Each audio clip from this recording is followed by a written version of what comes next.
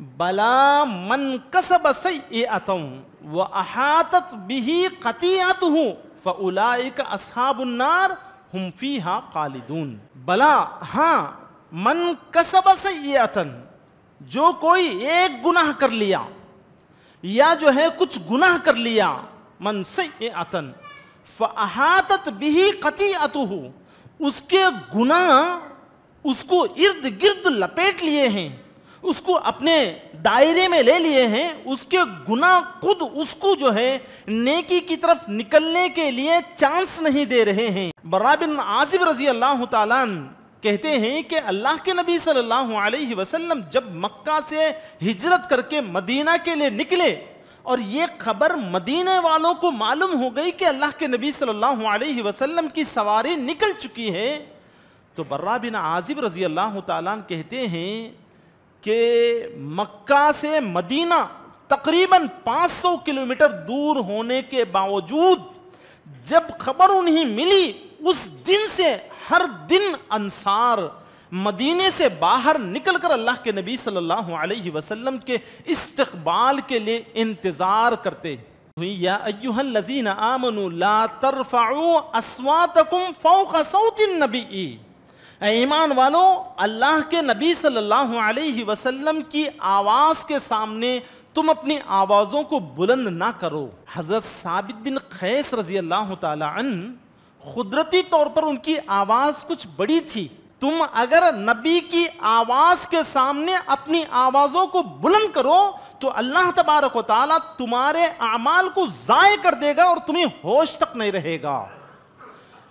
میری آواز تو کئی مرتبہ اللہ کے نبی صلی اللہ علیہ وسلم کی آواز سے بلند ہوئی ہے، میں اعمال کے اعتبار سے بہت بڑے خسارے میں ہوں. اللہم رب هذه الدعوة التامة والصلاة القائمة آت محمد الوسيلة الفضيلة وبعثه مقاما محمودا الذي وعدته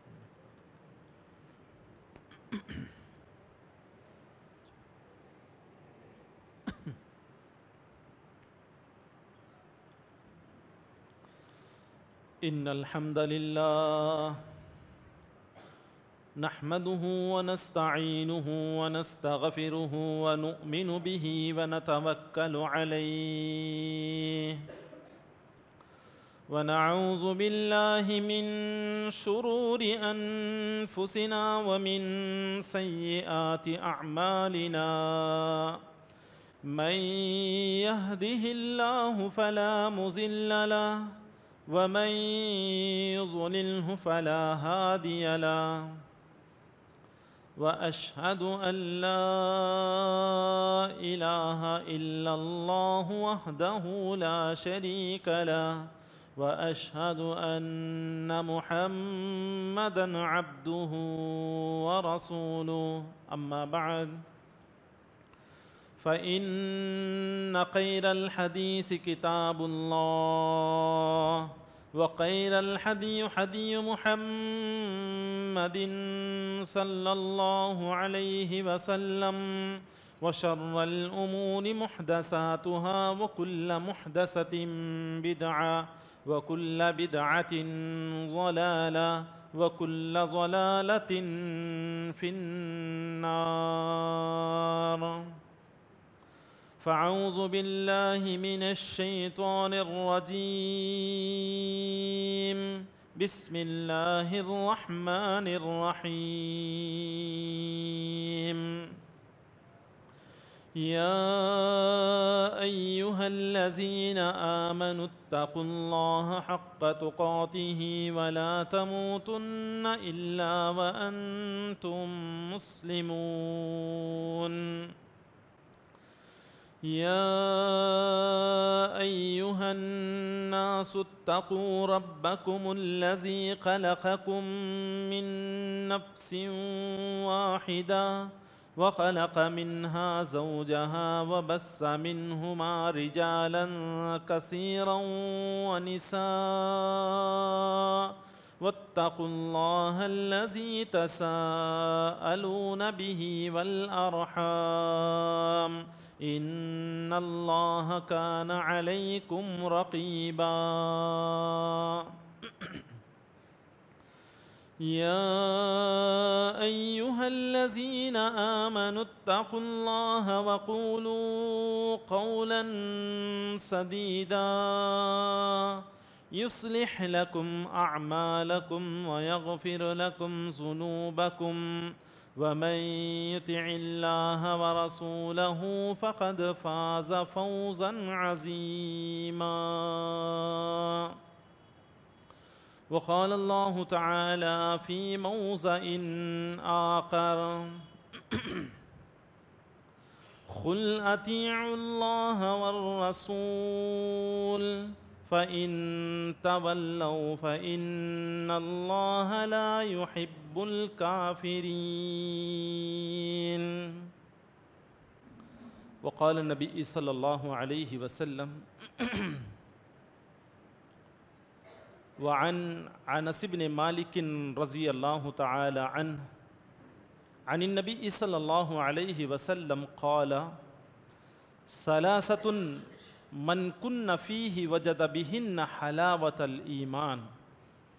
من كان الله ورسوله أحب إليه مما سواهما وأن يحب المرء لا يحبه إلا لله وأن يكره وأن أنقذه الله ماتا. رواہ مسلم. ہر قسم کی تعریف و توصیف، بڑائی، بزرگی، عزت و جلال، حمد و ثنا اسی اللہ وحدہ لا شریک لہ کے لیے لائق و زیبا ہے، جو تمام جہانوں کا خالق، مالک، رازق اور پالنہار ہے. اس کی جتنی بھی بڑائی بیان کی جائے، جتنی بھی تعریف کی جائے اتنی کم ہی محسوس ہوگی. ساری دنیا کے سمندر شے بنا لیا جائے اور ساری دنیا کے درخت قلم بنا لیے جائیں اور پھر اس کی حمد و ثنا تحریر کرتے جائیں، ساری شے ختم ہو جائے گی، سارے قلم ختم ہو جائیں گے، مگر اس کی حمد، اس کی تعریف، اس کی بڑائی باقی رہ جائے گی. اس مختصر سی حمد کے بعد انگنت لاکھوں کروڑوں درود و سلام ہو جیو پیارے نبی محمد صلی اللہ علیہ وسلم پر اور ان کے آل، اصحاب اور متبعین پر، جنہیں اللہ جل جلالہ و عم نوالہ نے نبی آخر الزماں، امام الانبیاء، رحمت للعالمین بنا کر بھیجا. برادران اسلام، میری دینی ماں اور بہنوں، خطبہ مسنونہ کے بعد آپ حضرات کے سامنے سورہ آل عمران کی ایک مختصر سی آیت اور مسلم شریف کی ایک حدیث پیش کی گئی ہے. اسی آیت اور حدیث کے ضمن میں آپ کے سامنے کچھ باتیں کتاب و سنت کی روشنی میں رکھ کر میں اپنے خطبے کو ختم کرنے کی کوشش کروں گا. آج کے جمعہ کے خطبے کا موضوع ہے محبت رسول صلی اللہ علیہ وسلم کی علامتیں. برادران اسلام، اس خطبے کو سننے کے بعد ہم اپنے آپ کے اندر جھانک کر دیکھیں کہ ہم واقعی اللہ کے نبی صلی اللہ علیہ وسلم سے محبت کرتے ہیں. ہم میں کا ہر فرد یہ دعویٰ کرتا ہے کہ ہم محمد صلی اللہ علیہ وسلم سے محبت کرتے ہیں. اس خطبے کے بعد ہم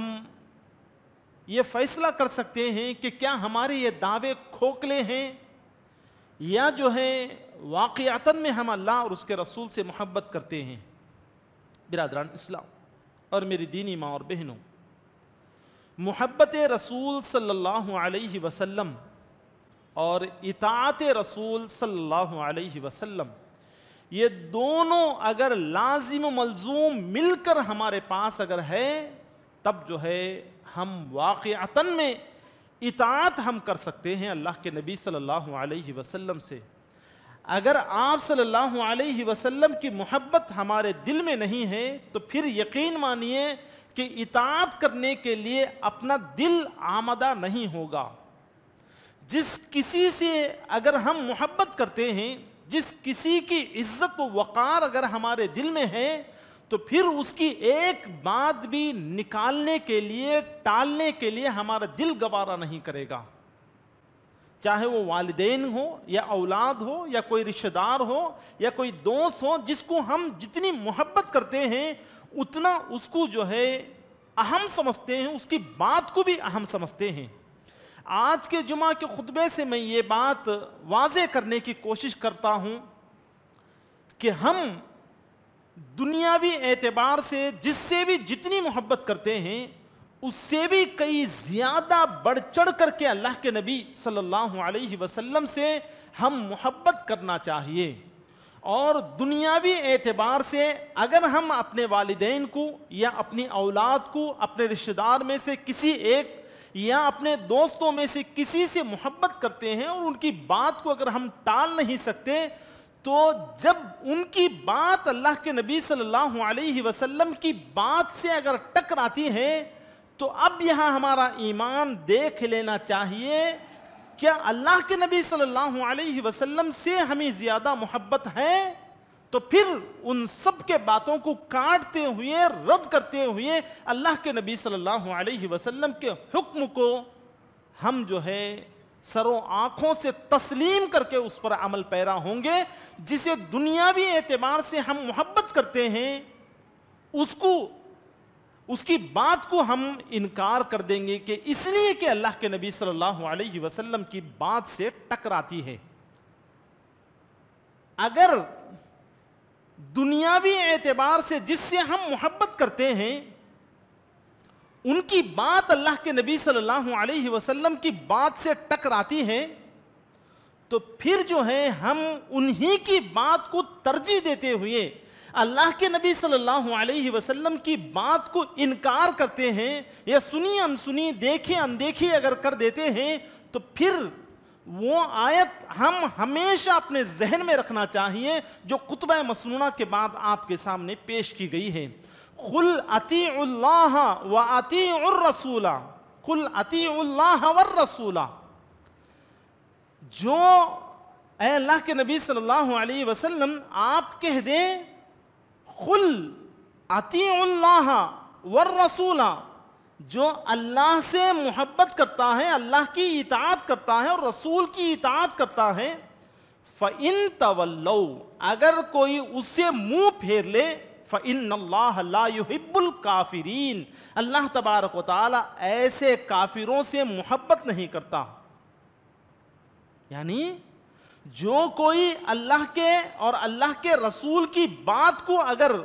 اس بات سے منہ پھیر لیتا ہے تو اللہ تبارک و تعالی خود اس کے بارے میں کہتا ہے کہ یہی کافر ہے۔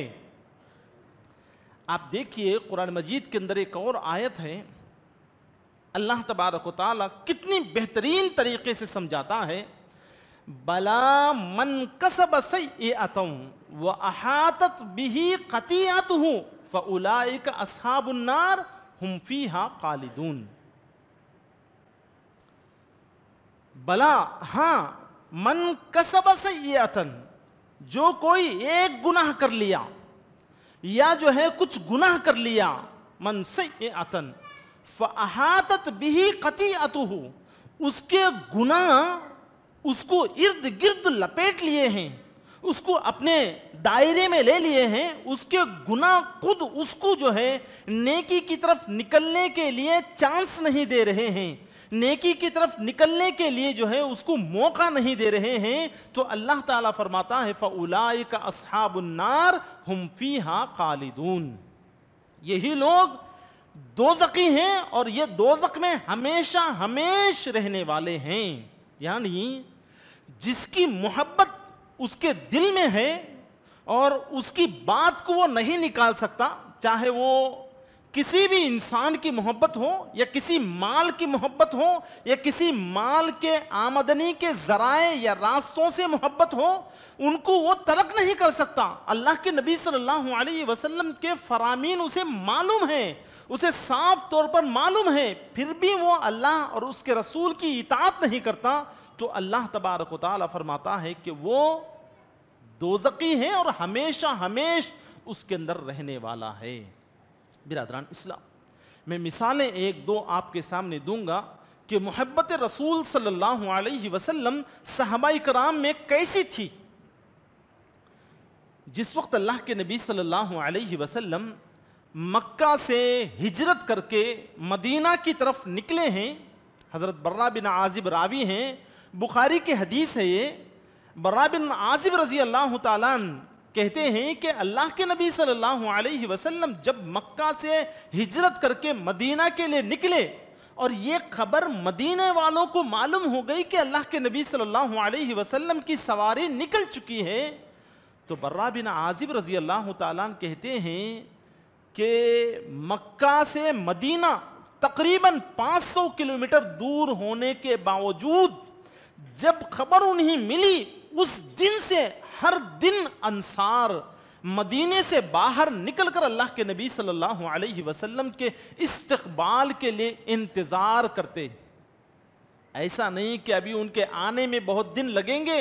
جب تک ہم اپنے کام کاج میں لگے رہیں گے 1-2 دن پہلے جا کر جو ہے ان کا استقبال کریں گے، ایسا نہیں، بلکہ برہ بن عازب رضی اللہ تعالی عنہ اور حضرت انس بن مالک رضی اللہ تعالی عنہ، بخاری اور مسند احمد کی روایات میں آپ کے سامنے پیش کر رہا ہوں، جسے امام البانی رحمۃ اللہ علیہ نے صحیح قرار دیا ہے کہ ہر دن صبح میں انصار مدینے سے باہر نکلتے اور انتظار میں راستہ تکتے ہوئے کھڑے ہو جاتے، یہاں تک کہ دوپہر کی دھوپ شدت پکڑ لیتی تو پھر جو ہے وہ اپنے گھروں کی طرف واپس نکل جاتے۔ اسی طرح ہر روز کا معاملہ وہ ہو گیا۔ ایک دن کافی انتظار کے بعد انصار اپنے گھروں کی طرف نکل گئے اور ایک یہودی کسی اپنے کام کی وجہ سے کسی ٹیلے پر چڑھ گیا تو دور سے ایک مختصر سا قافلہ سفید لباس میں ملبوس آتے ہوئے دیکھا اور اس نے آواز بلند کر کے یہ کہنے لگا کہ اے عرب کے لوگوں، اے یثرب کے لوگوں، دیکھو آ گئے تمہارے سردار جس کا تمہیں شدت سے انتظار تھا۔ برادران اسلام، انصار اپنے ہتھیاروں کو باندھ کر اپنے کام و کاج کو دوڑتے ہوئے اللہ کے نبی صلی اللہ علیہ وسلم کے استقبال میں مدینے کے باہر آ کر پہنچ گئے۔ حضرت انس بن مالک رضی اللہ تعالیٰ عنہ کہتے ہیں، مسند احمد کے اندر یہ چیز ذکر ہے کہ اس وقت اللہ کے نبی صلی اللہ علیہ وسلم کے استقبال میں مدینے کے تقریباً 500 افراد شامل تھے، اور آپ صلی اللہ علیہ وسلم کو دیکھ کر کہنے لگے کہ اللہ اکبر، خوش آمدید محمد صلی اللہ علیہ وسلم، یہ آواز لگاتے ہوئے جو ہے یہاں تک کہ برہ بن عازب رضی اللہ تعالیٰ عنہ کہتے ہیں کہ اب اللہ کے نبی صلی اللہ علیہ وسلم کی میزبانی کا شرف کون حاصل کریں؟ اس بات پر قریب تھا کہ تنازع ہو جاتا، جھگڑا ہو جاتا، یہاں تک کہ اللہ کے نبی صلی اللہ علیہ وسلم حضرت ابو ایوب انصاری رضی اللہ تعالی عنہ کے مکان کے سامنے نزول فرمایا اور فرمایا کہ یہاں پر میں اترا ہوں اور یہیں حضرت ابو ایوب انصاری کے مکان میں میں ٹھہرنے والا ہوں۔ برادران اسلام، یہ محبت ہے اللہ کے نبی صلی اللہ علیہ وسلم کی،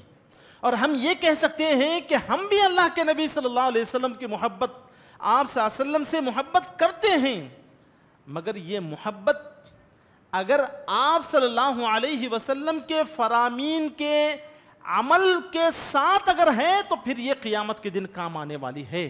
اگر ہمارے دل میں بھی محبت ہے، آپ صلی اللہ علیہ وسلم کو کوئی گال و گلوچ کرے گا یا آپ صلی اللہ علیہ وسلم کی شکل و صورت بنانے کی کوشش کرے گا تو ہم اس کی مخالفت پر اتر آئیں گے۔ یہ چیزیں اگر ہمارے اندر ہے، مگر آپ صلی اللہ علیہ وسلم کے فرامین پر عمل پیرا نہیں تو پھر یقین مانیے کہ یہ محبت کل قیامت کے دن کام آنے والی نہیں ہے۔ برادران اسلام، بخاری کی حدیث ہے، حضرت ثابت بن قیس رضی اللہ تعالی عنہ کی ایک مثال آپ کے سامنے دیتا ہوں۔ قرآن مجید کے اندر ایک آیت نازل ہوئی، یا ایھا الذین آمنوا لا ترفعوا اصواتکم فوق صوت النبی، اے ایمان والو، اللہ کے نبی صلی اللہ علیہ وسلم کی آواز کے سامنے تم اپنی آوازوں کو بلند نہ کرو۔ یہ آیت نازل ہوئی. حضرت ثابت بن قیس رضی اللہ تعالی عنہ قدرتی طور پر ان کی آواز کچھ بڑی تھی, بلند آواز سے بات کرتے تھے. اگر معمولی بات بھی کرتے تو جیسے ہی یہ آیت نازل ہوئی تو اپنے گھر کے اندر یہ کونا پکڑ کر بیٹھ گئے, اپنا سر جھکائے بیٹھے ہیں. اللہ کے نبی صلی اللہ علیہ وسلم 2-4 دنوں سے غور کر رہے ہیں کہ ثابت بن قیس نماز میں حاضر نہیں ہو رہے ہیں. کسی سے پوچھ لیا اللہ کے نبی صلی اللہ علیہ وسلم کہ ثابت بن قیس نظر نہیں آ رہے ہیں, کیا ہوا؟ تو کسی نے کہا کہ میں جا کر ان کا حال معلوم کر کے اللہ کے نبی میں آپ کو بتاؤں گا. جا کر جو ہے ان کے گھر میں داخل ہو کر دیکھتے ہیں تو ثابت بن قیس رضی اللہ تعالیٰ عنہ اپنا سر جھکائے ہوئے بیٹھے ہوئے ہیں افسوس میں, اور یہ کہتے ہیں کیا بھائی خیریت تو ہے؟ اللہ کے نبی صلی اللہ علیہ وسلم تمہیں یاد کر رہے ہیں. آنے والے کہتے ہیں, ثابت بن قیس کہتے ہیں کہ میرا حال تو کیا ہے, بہت ہی برا ہے. اللہ تبارک و تعالیٰ تو آیت نازل کر دیا, یا ایھا الذین آمنوا لا ترفعوا اصواتکم فوق صوت النبی ولا تجہروا لہ بالقول کجہر بعضکم لبعض ان تہبط اعمالکم وانتم لا تشعرون. تم اگر نبی کی آواز کے سامنے اپنی آوازوں کو بلند کرو تو اللہ تبارک و تعالیٰ تمہارے اعمال کو ضائع کر دے گا اور تمہیں ہوش تک نہیں رہے گا.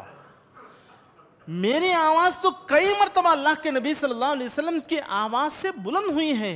میں اعمال کے اعتبار سے بہت بڑے خسارے میں ہوں. میں کیسے اللہ کے نبی صلی اللہ علیہ وسلم کے سامنے جا سکتا ہوں جبکہ میری آواز آپ کی آواز کے سامنے جو ہے, آپ صلی اللہ علیہ وسلم کی آواز کے سامنے بلند آواز ہے میری.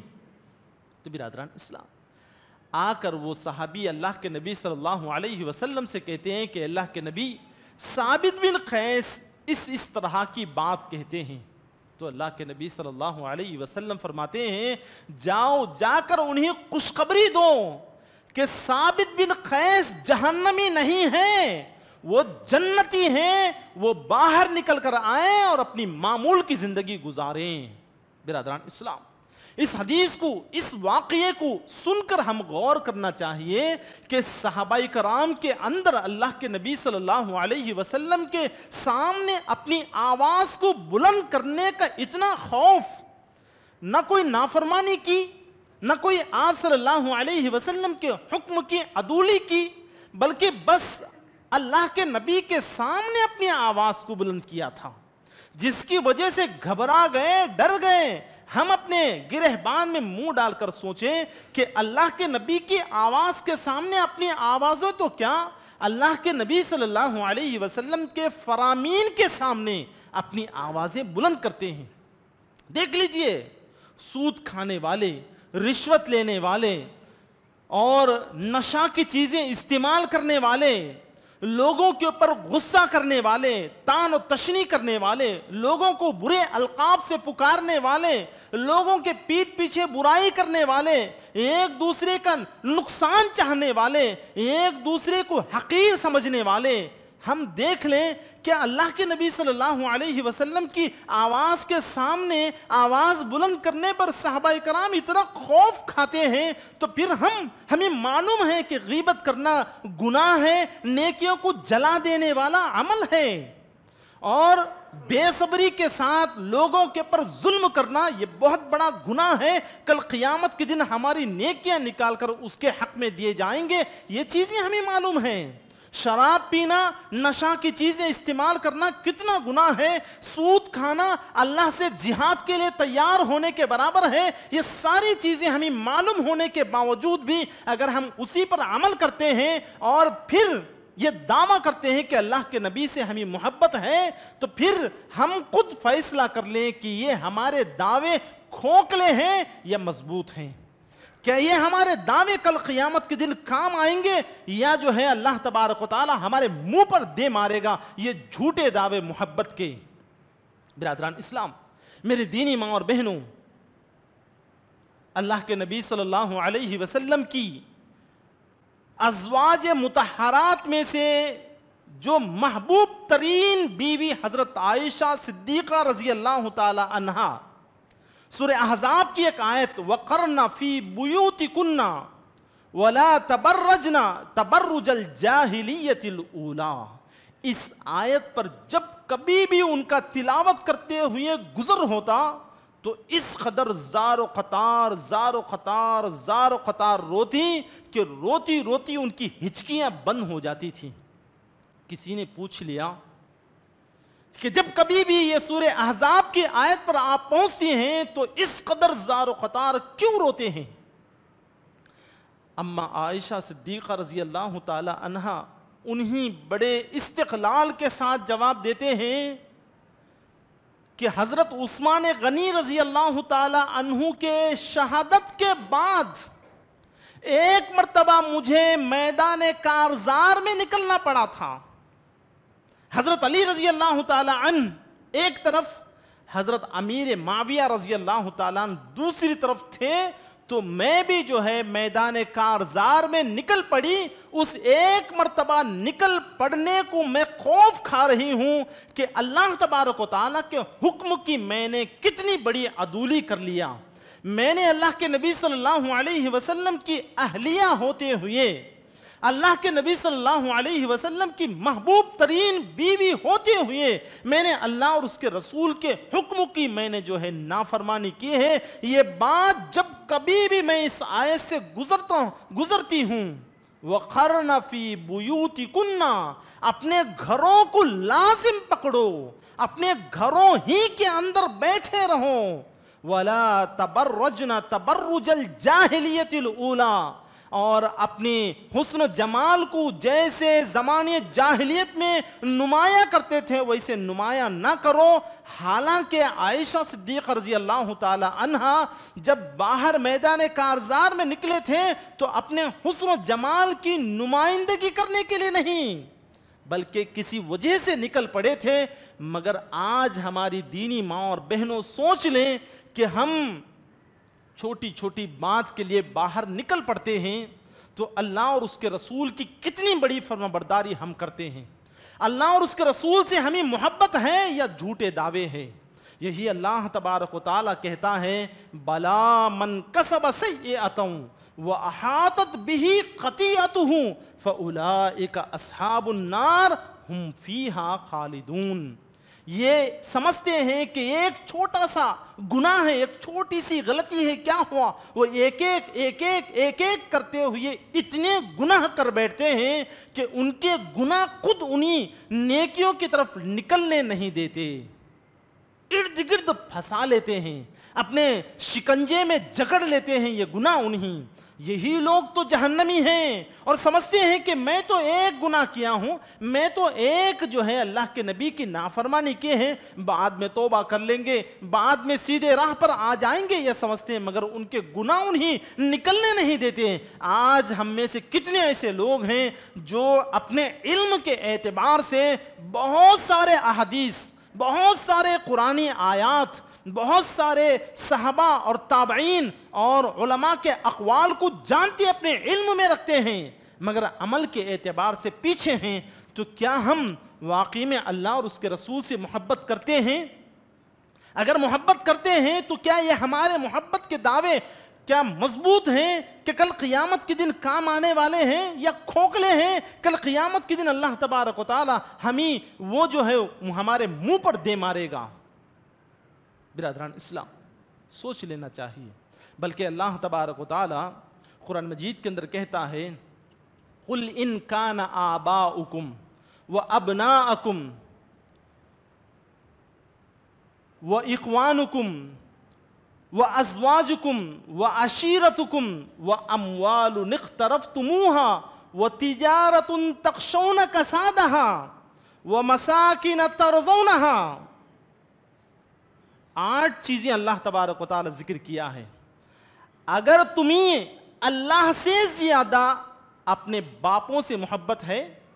اپنی اولاد سے محبت ہے، اپنی بھائی چارگی سے محبت ہے، اپنی بیویوں سے محبت ہے، اپنے رشتہ داروں سے محبت ہے اور اپنے مال و متاع جو ذخیرہ کر کے رکھیں اس سے محبت ہے، یا اپنی تجارت جو لین سے کماتے ہیں آپ اس سے محبت ہے، یا اپنے مساکین جو رہنے سہنے کے گھر ہیں ان سے اگر محبت ہے، فَتَرَبَّصُوا حَتَّى يَأْتِيَ اللَّهُ بِأَمْرِهِ، اب انتظار کرو، اللہ تبارک و تعالیٰ کا فیصلہ آ جائے گا۔ ہم اللہ کے نبی کی اور اللہ کی بات کو ٹھکراتے ہیں اپنے والدین کی محبت میں، اپنے اولاد کی محبت میں،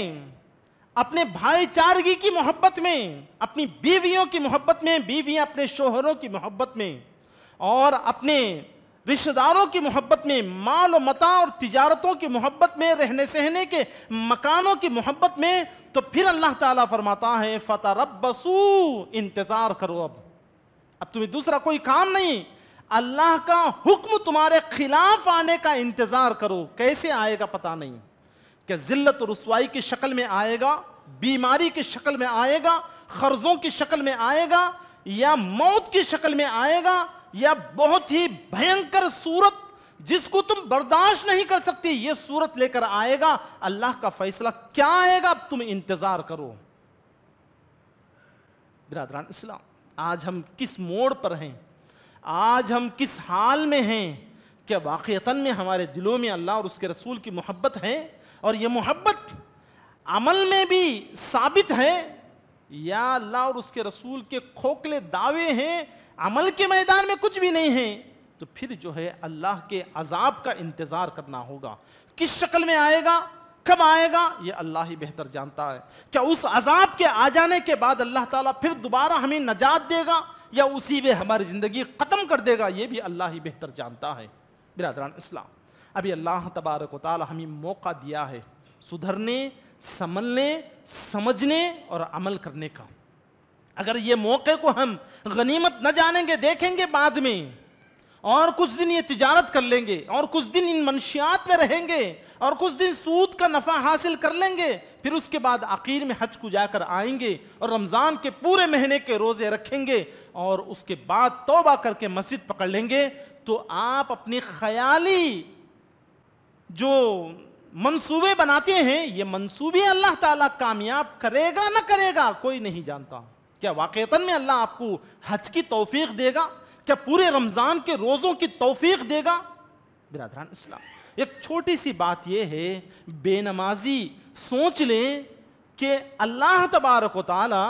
ہمارے گناہوں کی وجہ سے، ہمارے کرتوتوں کی وجہ سے، ہمارے کمائیوں کی وجہ سے اللہ اس کے گھر میں آنے کی ہمیں توفیق نہیں دے رہا ہے، تو کعبے کو جانے کی کیا توفیق دے گا؟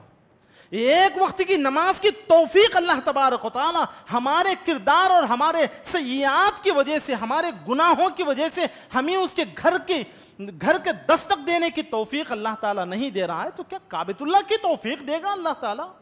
گناہوں میں تو اتنے ہم گڑے جا رہے ہیں، گناہوں کے دلدل میں اس طرح دن بدن پھنستے جا رہے ہیں، اور سمجھتے ہیں کہ ہم کعبہ چلے جائیں گے، اپنے گناہوں کو دھل کر آ جائیں گے۔ کیا ہونے والی بات ہے؟ کیا ہم جیسا سمجھے ویسا ہونے والا ہے؟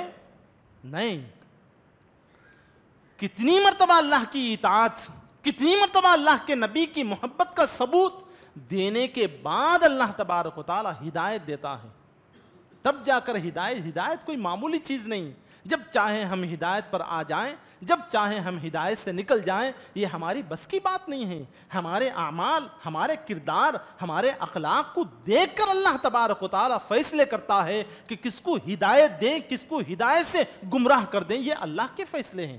ہمارا اس کے اندر کوئی دخل نہیں ہے، ہمارے اس کے اندر کوئی مرضی نہیں ہے، وہ اللہ تبارک و تعالی ہدایت دینے والا ہے۔ لہٰذا اللہ سے ہدایت کی بھیک مانگتے ہوئے یہ ثابت کریں کہ اے اللہ، دنیا کی کوئی چیز تیرے نبی کی محبت کے آگے ٹک نہیں سکتی، رک نہیں سکتی، اور ہمارے لیے کوئی چیز گوارا نہیں، اور سب چیزوں سے بہترین چیز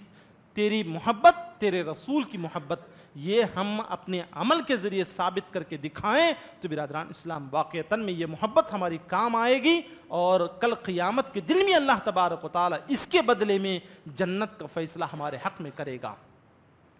بس انہی چند الفاظ اپنی بات کو ختم کرتے ہوئے میں اللہ تبارک و تعالیٰ سے دعا کرتا ہوں کہ اللہ تبارک و تعالیٰ ہم تمام کو ہدایت کی دولت سے مالا مال فرمائے۔ اللہ تبارک و تعالیٰ ہم تمام کو اللہ اور اس کے رسول سے حد درجے محبت کرنے کے اللہ ہمیں توفیق عطا فرما۔ اے اللہ محبت کے ساتھ ساتھ تیری اور تیرے نبی کی اطاعت و فرما برداری کرنے کے اللہ ہمیں توفیق عطا فرما۔ اے اللہ کسی بھی قیمت پر تیری اور تیرے نبی کی نافرمانی کرنے سے اللہ ہماری حفاظت فرما۔ اے اللہ جب تک